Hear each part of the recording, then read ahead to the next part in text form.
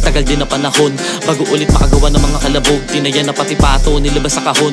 Mga paanan inahon na sa pagkalubog. Bawat pokpok pag narinig ang tunog, laging pasugod, mabaliman ng gulugod. Inaliwalungkot kahit na mabubog na mga kutya na sa akin pinapalunok.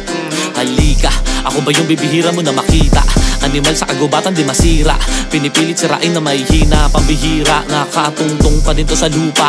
Inakalang inis sa dibdib umupa. Nalulung nakulong sa mga naunang tugtugang di na maluluma. Tinta ko'y di pa nauubos, mga banatan na tila di pa nilubos. Bago mo sabihin, dapat tanggapin na di lang ikaw ang pinagpalang paagos. Para bang panapos, simulan na ang palabas. Pagpanulat akin ng hinaplos, baka di na maigapos. Kapag dumura ng mga salitang matatas na malapalos, malamang lumamang ang mga nilalang na bilang na tingin sa akin malaman. Pakinggan mo man o di may bigan, di na para pa na makipagpilitan. Dahil sa akin di naman nakabase kung ano ang aking mga pagkukulang. Dapat binabatukan upang magising ang sarili sa katotohanan, dapat na matauhan. Marating ko man ang mga bituin, dulot sa tagumpay na matagal ng hiniling. Respeto ko'y di mo kayang bilhin, kulayunin mo lang naman ako ay maliitin. Di na para umiling pa ko ng pakindi, lahat na lamunin sa hinda nyo na piging. Dapat mo nang alamin kung sino dapat sipatin, kung sino ang matalimin ang dapat mo natipahin.